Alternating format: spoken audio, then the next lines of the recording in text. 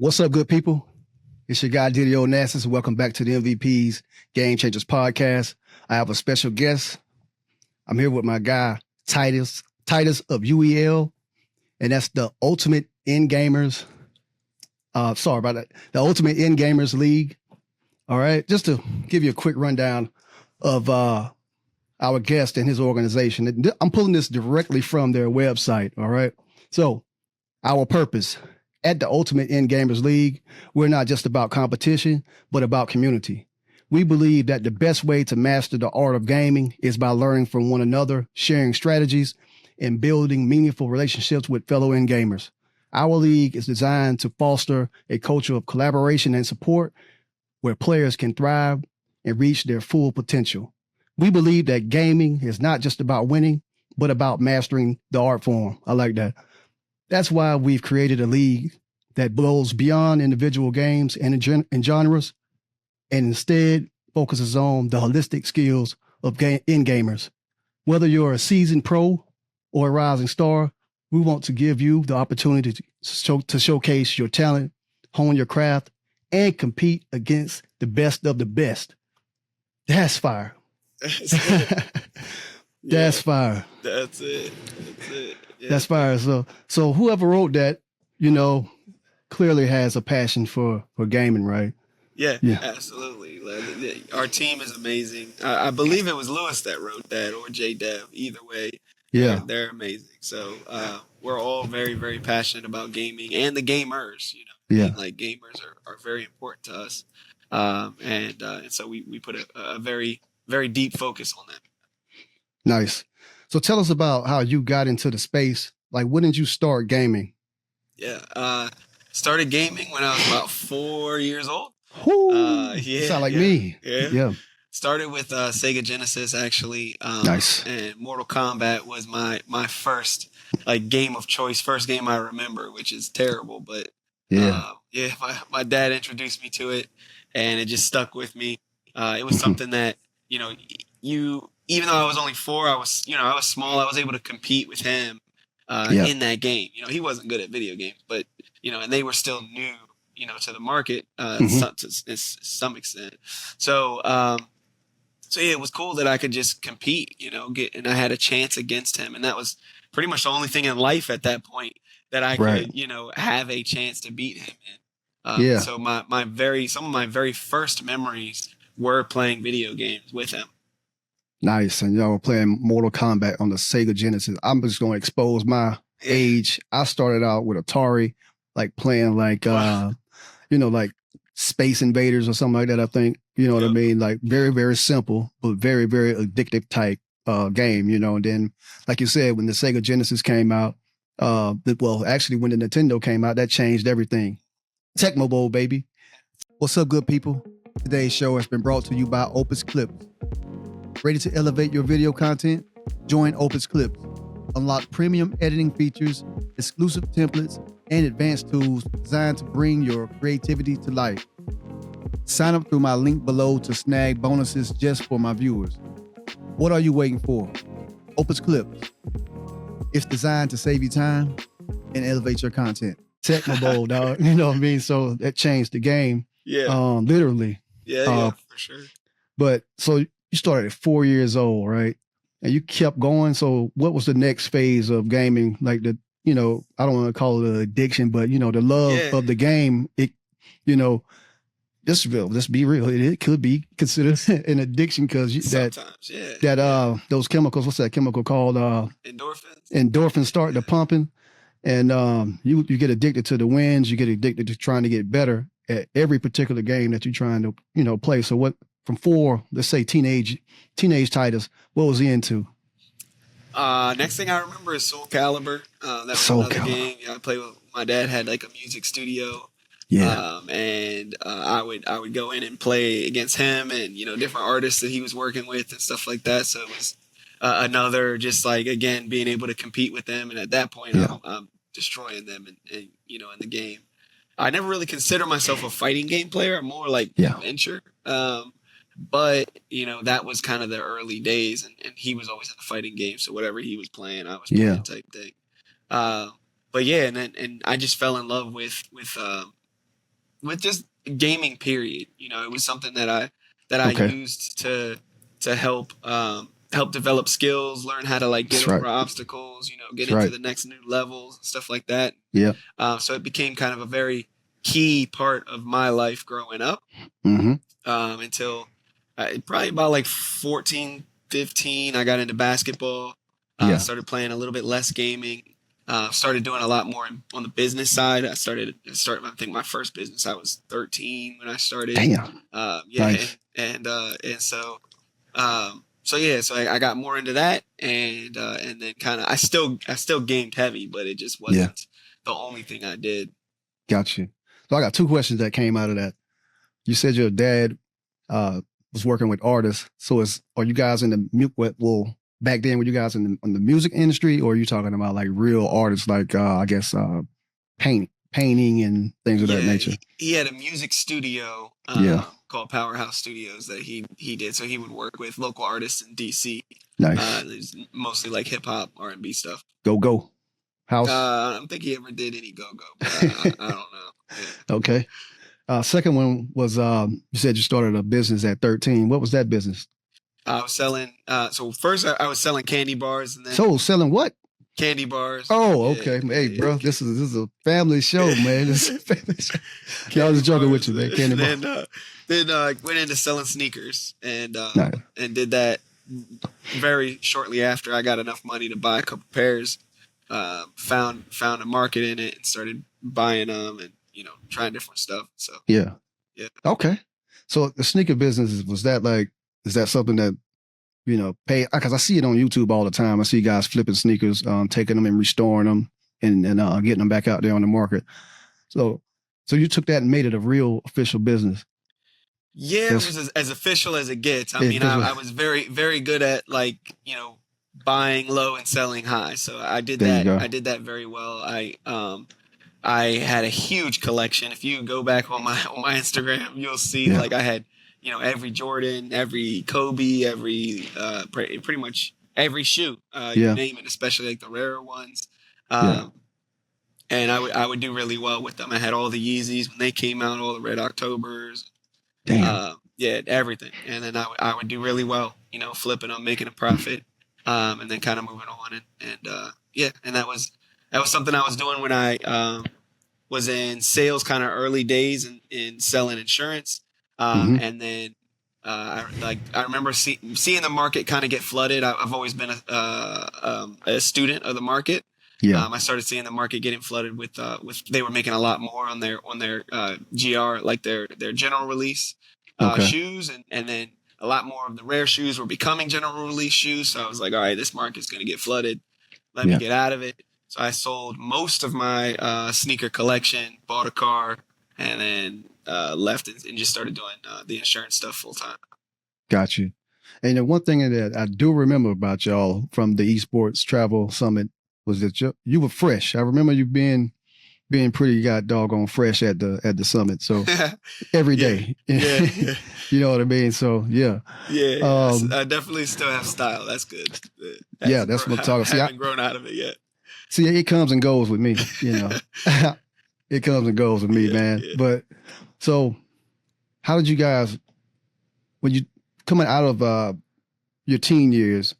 Still kind of gaming, but you got into sports. I left the gaming alone too for a while because I wanted to concentrate on playing basketball and stuff like that, and actually trying to, going to school and whatnot. But I did come back in 2013 for Call of Duty, and once you got into your 20s, what did the gaming space for you look like? Because what are you, like 24 right now? I'm 34. Get the fuck out of here, dog.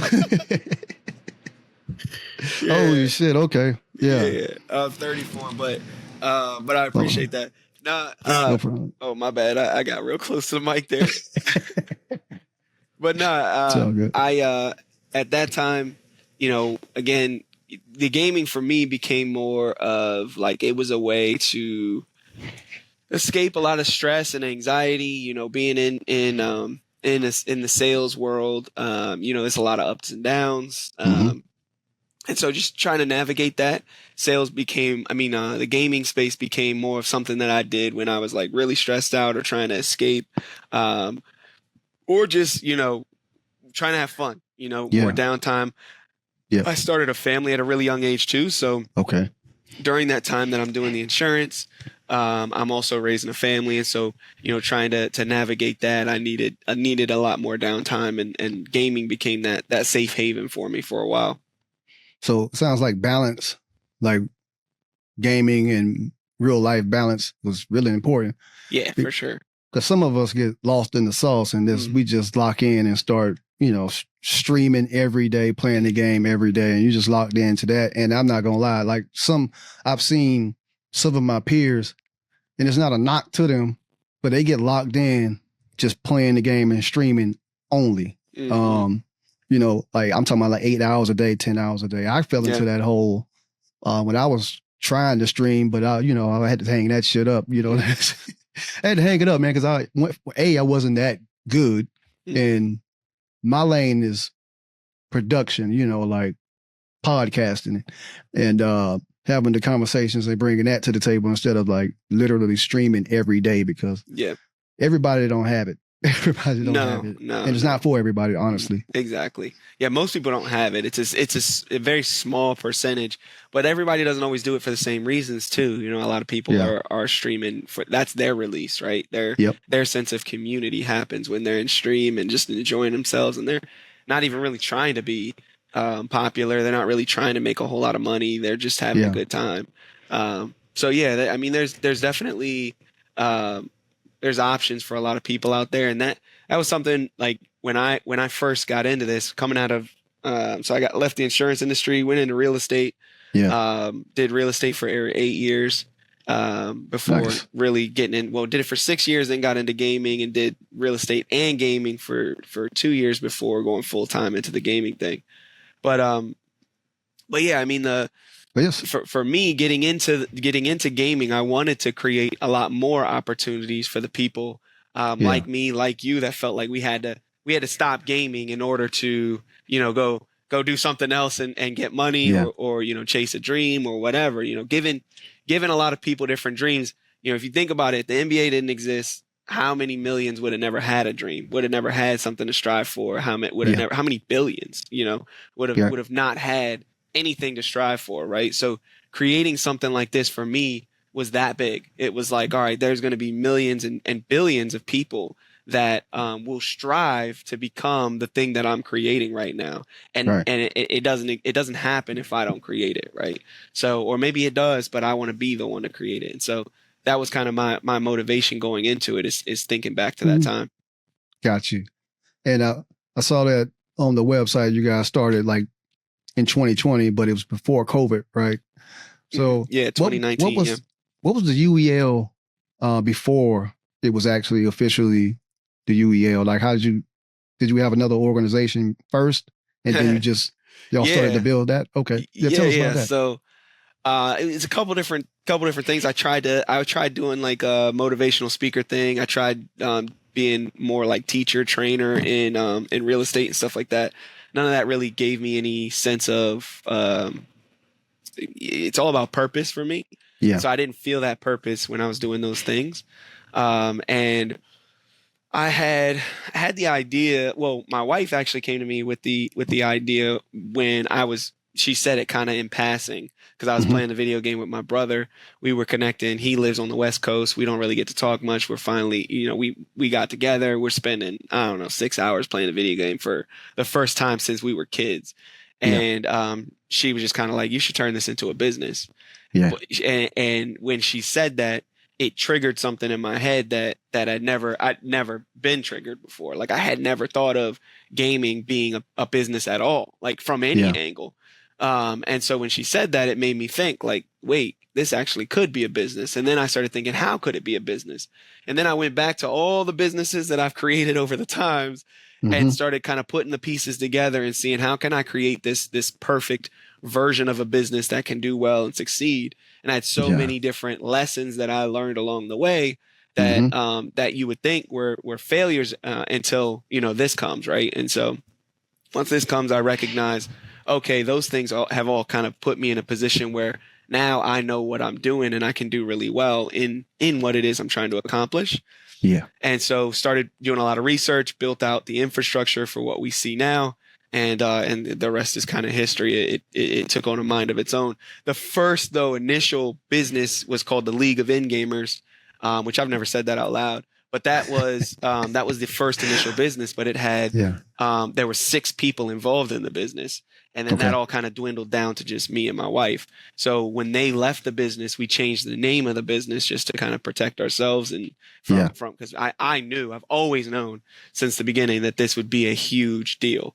And nobody really believed me at that time. I could say nobody because I mean nobody believed me at that time.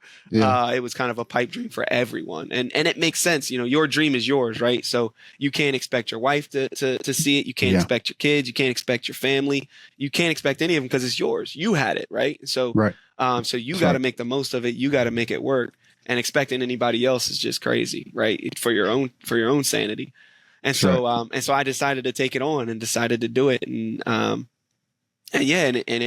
always knew that this would be a big deal, and made sure I took it. I made sure every step I took, like I said, even down to that happens. I didn't have to change the name. Like they dissolved the company, but it didn't matter to me. Like I knew this would be something, so I decided, all right, I'm gonna change the name. I'm gonna make it my own. And the Ultimate EndGamers League was born, UEL. And I always knew EndGamer is a word we also own. We created it. So I wanted a word that specifically spoke to what we were doing, knowing that nobody else in the world did it, right?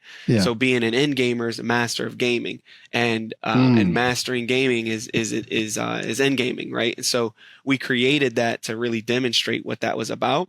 And then when I changed the name, it was super important for me to make sure that whatever the acronym was, UEL, kind of aligned with that, like NBA or NFL or UFC. And so I studied those to understand how did they set those up. And so creating UEL, it had this ring to it. And then people started calling it UEL. Like it was like UEL was like a thing that just caught on, even because I didn't call it UEL. I called it Ultimate EndGamers League because I knew people wouldn't know what UEL meant. And so I felt there needed to be, so I used that long name for everything. Even the website was ultimateendgamersleague.com. Like it was just a lot, right? And until I got a branding person with Lewis, I didn't understand branding. And so so I always used the long form name, and he kind of taught me how to set it up, set the branding up, and now UEL just rolls off the tongue. It's like it's always been in existence when it hasn't. Yeah, it does. So EndGamers, that term, is that a process? Is that what you guys call the process of like the way you structure your tournaments? Is that the whole reason? Because I break that down to me, because I'm looking at it, I'm like, okay, or is one squad playing game? We switch titles. Is that the way you guys do your tournaments? Like you play a tournament, or have a tournament, or you call them seasons, right? Just break it down, because I'm almost there, but I'm I just need a piece, another piece. So the first piece of it, the EndGamer, right? That term comes from when I always play story games. Like I said, I'm like an adventure-based gamer, right? So I like this game called Fallout. When you beat the game Fallout, you end up in the end game, and the end game is when everything's unlocked. You get the whole map gets unlocked, everything gets unlocked. The whole game changes, right? Because all the mechanics unlock, all the different weapons unlock. So as soon as you get to that end game, the game itself changes, right? So when I came up with that term, I wanted it to be like you've made it to the end game. You've mastered the game, and now you're an end gamer, right?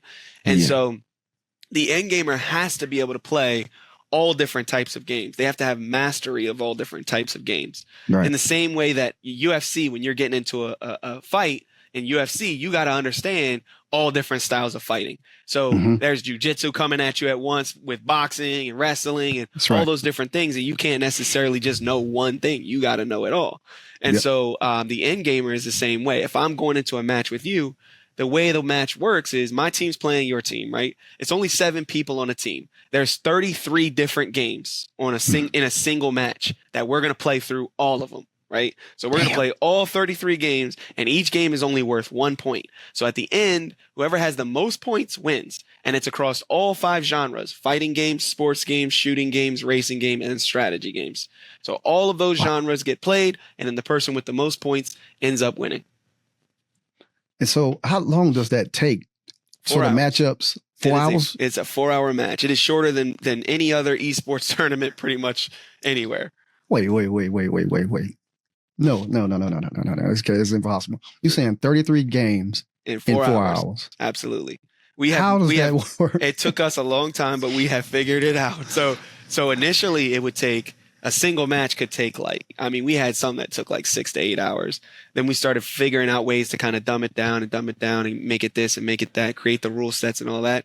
We have completely changed the game to where now you're playing through all of them. Last season, the average was 25 to 33. It's 33 titles total. So in a 4-hour match, you may only play the season before that, it was 18. You might get through 18. Then that next season, we've mastered it a little better, got it to 25. And now this season, it's all 33. You're playing through all 33. The games only last 5 to 8 minutes. On the long end, you might be looking at a 10 to 15 minute match for a single game. But otherwise, you're going from one to the next, to the next, to the next, to the next, to the next, just like that.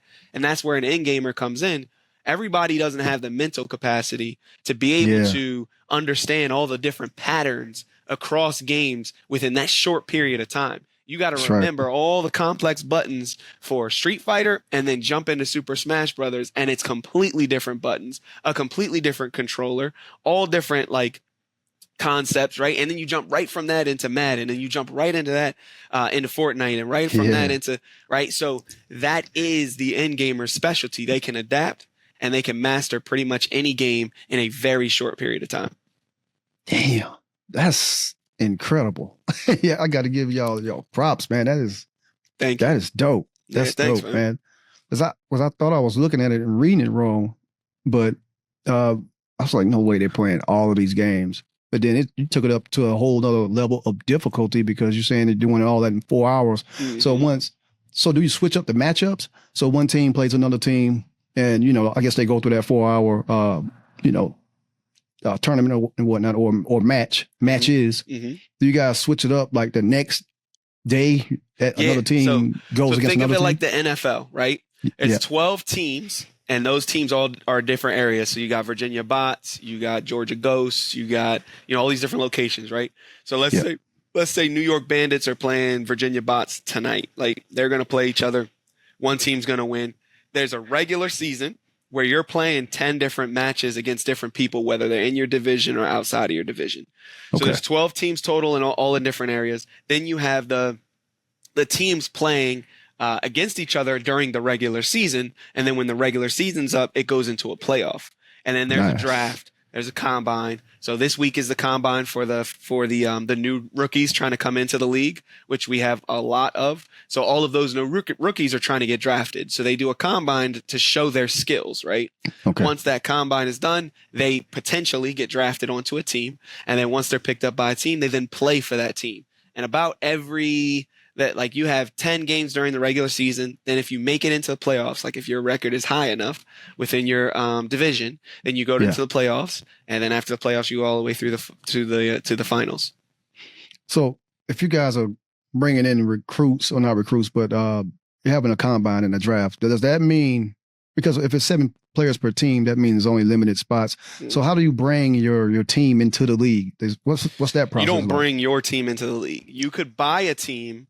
Right. Okay. So you can buy a part of the league, a franchise within the league. And then from there, you have to draft your team. So you can't come in, and I don't care who you are. We just had Ghost Gaming. They have 21 million followers. They can't just come in and bring their team. We wouldn't allow it. Right. We don't care, whether you have, 20 million, 100 million followers. No. Your team, you buy into the franchise. And then from there, you draft from the pool of players. So you want certain players on your team, have them join, and everybody has access to them freely. Nice. So everybody can draft from that same pool of players, and hopefully your players don't get drafted. But if they do, they play for whatever team they get drafted to. And then you got to trade, you got to trade to get that player, or you got to trade up in the draft to make sure you get that player or whatever. But it's completely fair across the board. Everyone has equal access to every single player. And we make sure to make it that way.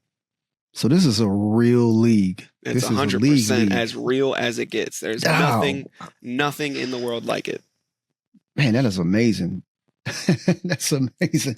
Yeah. Oh, I understand that now. I understand. So once, so originally, like season 1 or when you guys first started, how many teams did you start with, and how many teams are there now? We have 4 teams to start. There was 14 people in season 1. The very first tournament, very first finals that we had, it was 14 people. And actually before that, there was 2 teams. It was a preseason that we had. We called it a preseason, but it was just as much as a real season, real tournament. I think there was only 8 people at that one. Then we had one that had 14. No, I think the next one had like 12. Then the next one had 14 at the official season 1. 4 teams. Okay. 2 with, I think it was like 2 with 4 people and 2 with 3 people or something like that. It was something like that. So it was like, and then we ran the tournament, and paid just like we said we would. We did a $10,000 tournament. You would think with 14 people showing up, you wouldn't pay, but one thing that I pride myself on is if I say I'm gonna do it, I'm gonna do it. I'm gonna make it happen. Yeah. And so we made it happen. Season 1, paid out the $10,000. It was a success to me, and I think me alone. I don't think anybody else saw it as a success because 14 people showing up, but I got to learn so much about it. And there was very few moments in this journey that I felt like I didn't want to continue forward. And that wasn't one of them. Like even when only 14 people showed up, I was like, oh my gosh, like 14 people showed up, and I don't know any of these people. I never knew any of these people before. They joined, and most of them are still there. I'd say at least 8 of the 14 are still in the league now, at some capacity, whether they're players or whether they're general managers or team owners or whatever. They're all in the league, which is amazing. They stuck around.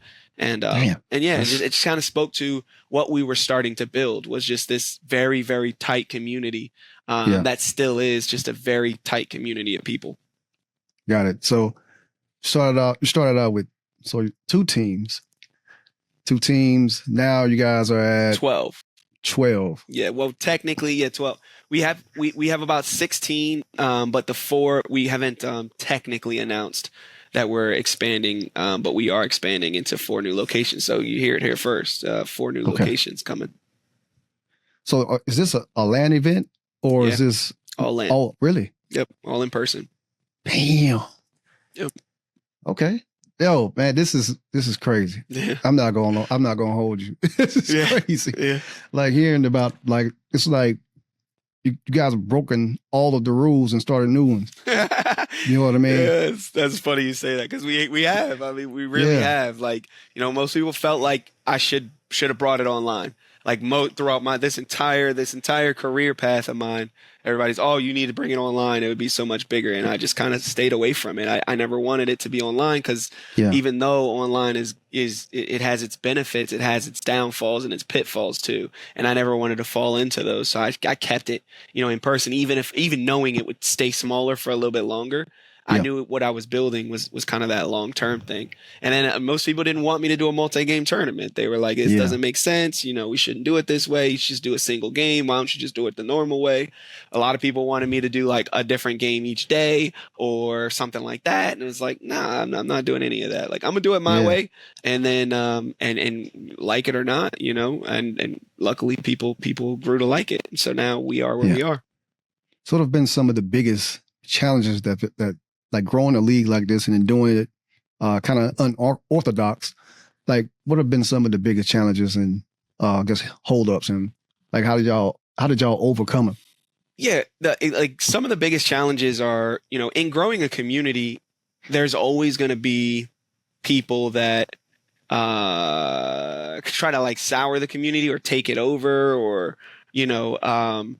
especially once you start to gain like a little bit of a following, when it's still kind of small, and even as it grows large, like a lot of people come in and they think that it's their community, and they think they can kind of say, because they know a lot of people, or they brought a lot of people into the community, so they think they can run it, or whatever. And so a lot of times that type of stuff kind of wore down on me, because it always felt like people were trying to take from me what I had built.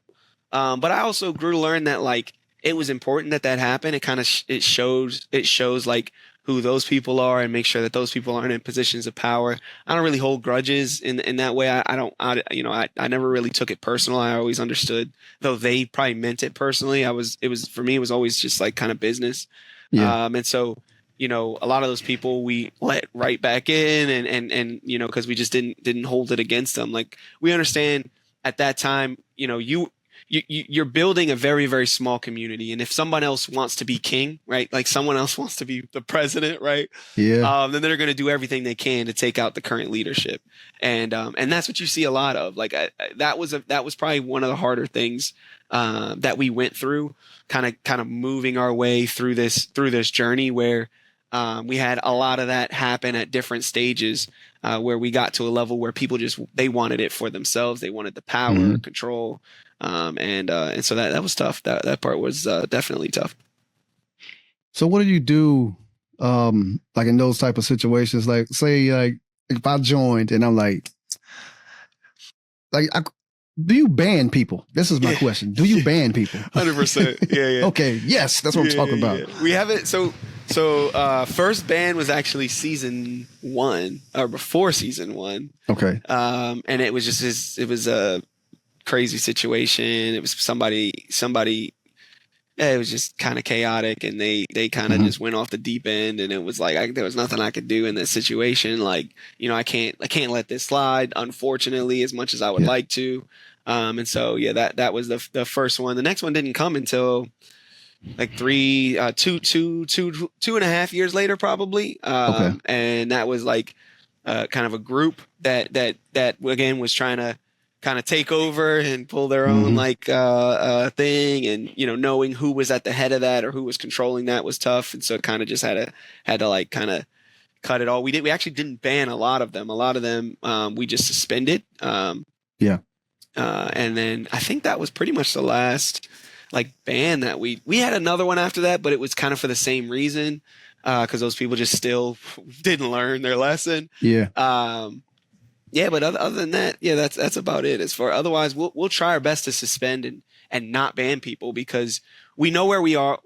I knew where we were when we were at 40 grand was the prize pool, and I knew where we were going. Right, like nobody else saw it. Not nobody else, but at that time, it was harder to see it being involved in the even if you were involved in what we were doing, and then even when it went to 100,000, it was hard for a lot of people to see where we were headed. But I saw it, right? So I didn't want to kind of ruin someone's opportunity just because they don't have the vision, to see where it was headed, because you're not going to treat the NBA the same as you would like high school ball or Parks and Rec, right? And maybe that is your fault, but I'd like to give people opportunities to have a second chance or a third, maybe third chance. I don't know, but I try my best to do that. And so a lot of times we wouldn't ban people for that reason, knowing that one day, now we're at $1 million prize or for season 9. So, that 1 million. So it's like those people, if they would have like if it would have been a ban outright, a lot of those people that have kind of changed their ways and come around wouldn't have had that opportunity. So growing that type of purse, as far as like the prize. So is it broken down to like third place, first place? Does everybody do all participants get some type of monetization from it, or a piece of that purse, or is it just winner takes all? This season, so we've created something different again, changing the game again. But what we are doing is the prize pool is actually more like a salary cap for the teams. And so what we do is we divvy it out to the teams, and then the teams pay their players based on certain tiers that we have set up. So if you're a starter, you're getting paid win or lose.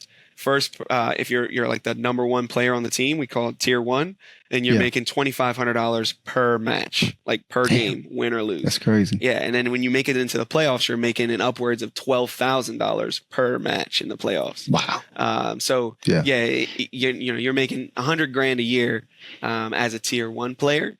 And as a tier 4 player, you're making $400 a game, and then that goes all the way up to in the playoffs. I think it's like 2,000 or something like that per game. So if you do well, you get rewarded for it. But playing period in this league means that you are a professional, and we're going to treat you like one. And we're going to expect you to be one. And so that means for me, my goal has always been to be able to pay them as professionals. And that means they get paid win or lose. They made it to this level because they are the elite, right? And so we want to pay the elite for the good job. That's dope, man. That's too dope. So do you have like an MVP of the league or? Oh, really? Yeah, we got an award show. So we actually have an all-star week where we do, all kinds of stuff. There's, pros versus rookies. Pros versus staff. Then you have rookies versus sophomore game. You have the conference game where you're playing all stars, from the north and the south of the conference. And then you have the award show where you have a rookie of the year, you have most improved, you got an MVP of the league, you have coach of the year, all of that. So it's general manager of the year, fighting game player of the year. Every category has its we do it all, during All-Star Week. And this All-Star Week will be held in a very, very nice location, a very warm location. So we're excited about it. Yeah. All right. Let me know, man. Can the general public just pull up to that? Yeah. Yeah. I want to check that out, man. Yeah, for sure. Yeah. I'm gonna stay tuned. For sure. Stay tapped in, bro. Yeah, man. That's crazy, dude. So another question. When you're explaining this to someone that has never heard of this type of a style or strategy when it comes to like esports, do they like what? Say that again. Do you get that a lot? Like, can you explain that again? Do you get that a lot? Yeah, I do. A lot less than I used to. It seems like, and I think this is true in life. When you have momentum, the more people believe it, the more people believe in something, the easier it is to convince other people, even if they don't know how many others believe it, right? Like social proof is a hell of a thing because you don't even have to see my social media now to see, like, you don't even have to see it now to start, believing. Whereas before, it would take me forever to convince anybody that this was a good idea. And most times I couldn't. Like the first 3.5 years, there was nobody that would say this was a good idea. Every person was like, this is a terrible idea. This is never going to work, right? And that was when esports was in its prime. Everybody was making money in esports, except me. But so it was like, now with how many others are starting to believe in it and talk about it and the hype that's kind of built around it, now it's like I kind of just I'll say UFC of esports, and it's like they fully understand, and then they start breaking it down for me, and I'm like, well, this is weird, because for a long time it'd take me an hour to explain it to somebody, and now I just say a couple words and they get it. It's almost like the strongman competition of esports, almost like you're going through a whole gauntlet of games, and the mental capacity that you have to get through that and be the top dog as a team, man, that's crazy, dude. Is nuts. Yeah, man, that's this is dope. This is dope. Game Changers. This is dope. Yeah. So where's it going? Of course you got the award show coming up. So how long is a season? Like when you guys are already mid season already? Because I see some rankings up there. On the website. So those rankings are from season 8. So we're in the combine now. Season 9 starts, I think the last week in August. I think season 9 starts, and so we get ready for the season. This season is going to be absolutely crazy. It is going to be electric because what we did, because we went from $100,000 to $1 million, and everybody was salaried. What we did is we basically null and voided every single player contract. So there was 214, I think, player contracts that got null and voided. So now players are free to go wherever they want to go, right? And the reason we did that is because most most players were on like a 2 or 3 year contract, but their contracts were based on winnings.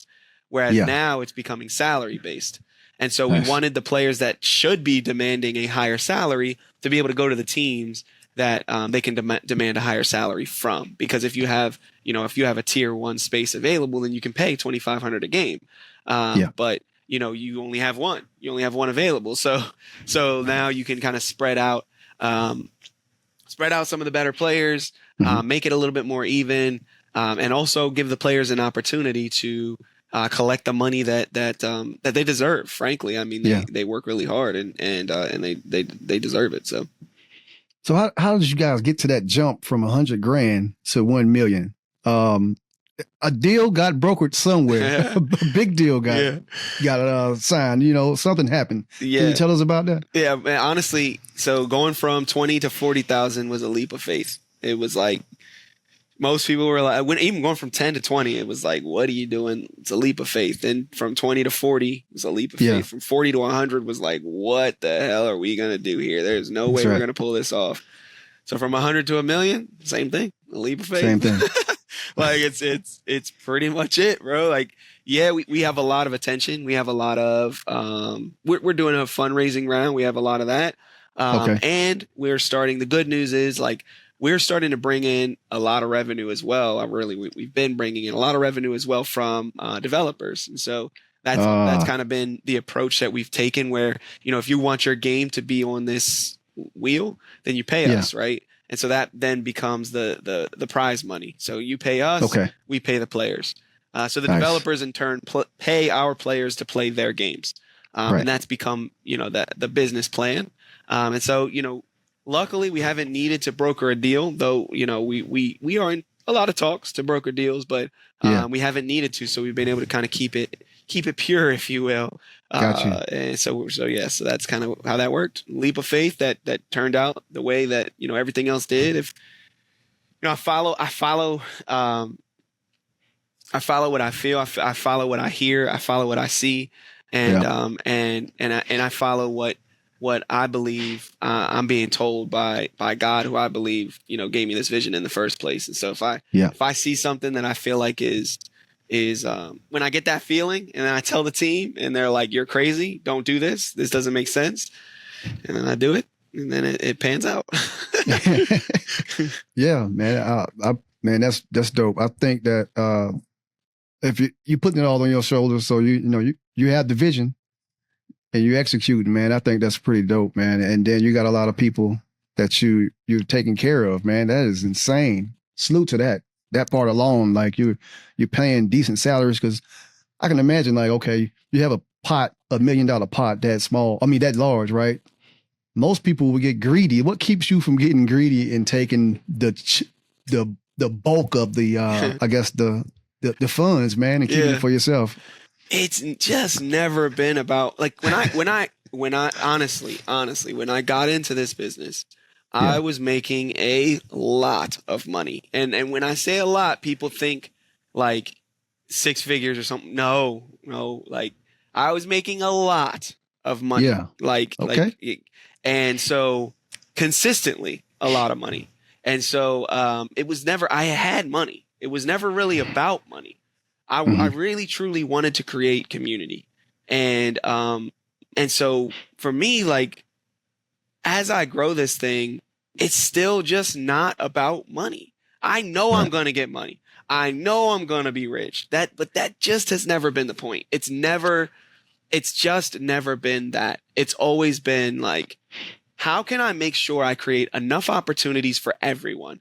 And I really am the type that, like, until everyone's eating, I'm not eating. Like, I will wait until everyone else eats. And I don't know. I believe that's why I'm in this position too. I believe that's why I've been put in this position, because I'm not that person, and I am, going to take care of the people around me, and that's important. And I think that's kind of what drives it. You know what? That says a lot about your character.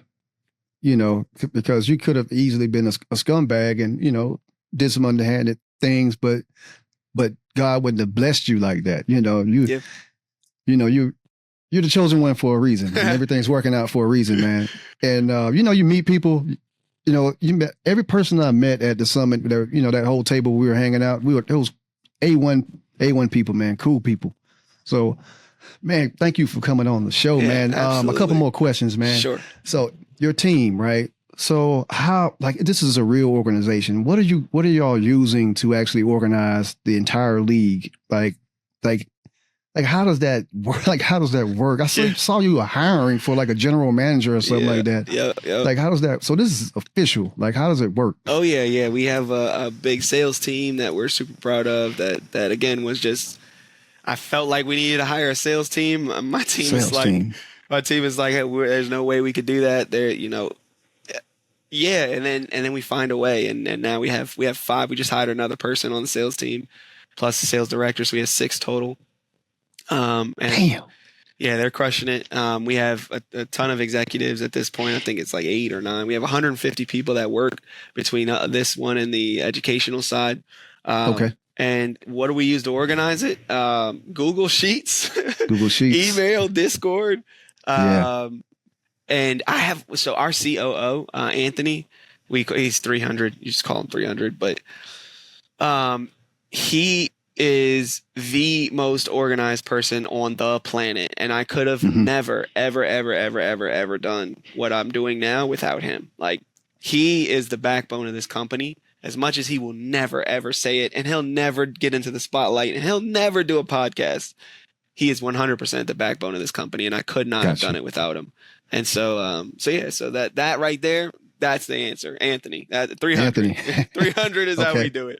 300 is how it's all he's set up. We have Monday meetings with general managers. We have Tuesday meetings with the rest of leadership. We have, there's Thursday meetings, Friday meetings. It's he is so organized, and he does such a good job kind of keeping everybody in line, and he does it all for the love of. He's not getting paid anything. He started the same as me. I'm not getting paid anything. We both really want this to be successful. Yeah. And we're both willing to pay ourselves last. And he built a security company up to, $6 million company. And so neither one of us, we both made money. We've both been there. We both have been successful and done all that. Right now, we want to build something real. We want to build a community, and that's how we do it. 300 is my team is amazing. They're all amazing, but couldn't have organized any of it without him. Got it. And while we're on the team, any shout outs that you want to give? Oh my gosh, put me on the spot. Yes, before I forget. Shout out Jimmy, sales director, sales guru, the just absolutely killing it out there. Shout out to the sales team completely. Shout out to Ryan, chief innovative officer. He's that guy. Doc, shout out Doc. Shout out Lewis. Shout out Oasis, chief marketing officer. We stole from Candy Crush. Shout out 300 as always. Shout out Kevin in partnerships. Shout out our doctor, Elise. She's been killing it. She's our wellness doctor. Shout out the clinic, VUIL. Wait, y'all have a doctor? Yeah. We're serious, man. We care about our players. Shout out Surf Thing as always for the PCs. They're our amazing PC sponsor. There's more. Shout out Jesse, new commissioner. He's a lawyer that came in and just loved what we were doing, and now is the commissioner of the league. Shout out all the general managers. Shout out all the team owners that put their trust in me. Shout out to the players. Shout out to all of them that have put their trust in me and practice and really become professional gamers. Just shout out to my mom who bought the very first team in the league. Which a lot of people didn't know because she didn't want to tell anybody because she thought it would make me look less legitimate and stuff like that. So shout out to you, Mom, for believing in me and taking that risk. Shout out to my kids, my wife, all that. Gotcha, man. Shout out to everybody, man. Yeah. Shout out to that's a great list of shout outs, dude. Yeah. Shout out John, shout out head of UEL education, John Lito. Shout out John, head of the clinic.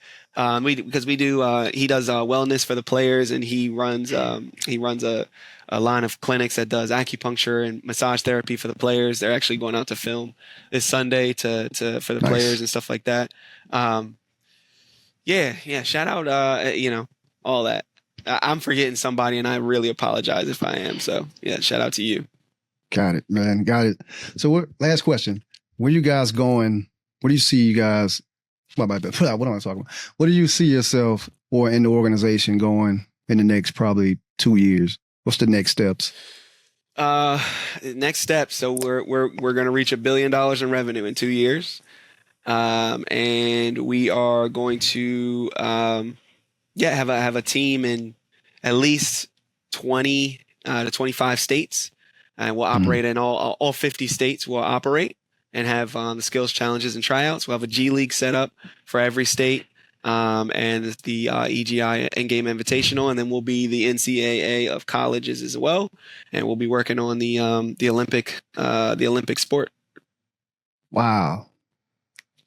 Dope. Yeah. Dope. Yeah. I love it, man. I love it.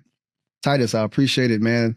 Anything that we skipped over or you wanted to talk about or bring up, any announcements? That was a hell of an announcement all just now. But anything else that we left on the table? No, man. I appreciate you for having me on. Thank you to your community and your viewers. Thanks for watching. And follow us at UEL Esports on everything, uelesports.com. That's right. That's right. Ultimate EndGamers, man. The league of leagues. I'm sold. I'm here. I'm here for it. I'm here for it, man. I appreciate you, Titus. Game changers, MVPs, game changers. This has been the MVPs Game Changers podcast. I'm your guy, Didio Nassus, with my guy, Titus, and we're going to close it out. As always, live life, show love, be great, and always keep the kill feed lit. It's been your guy, Didio Nassus, man. We're out. Me and Titus. Peace. Peace. Yo, thank you, man. No problem, bro. Now let's go change the game.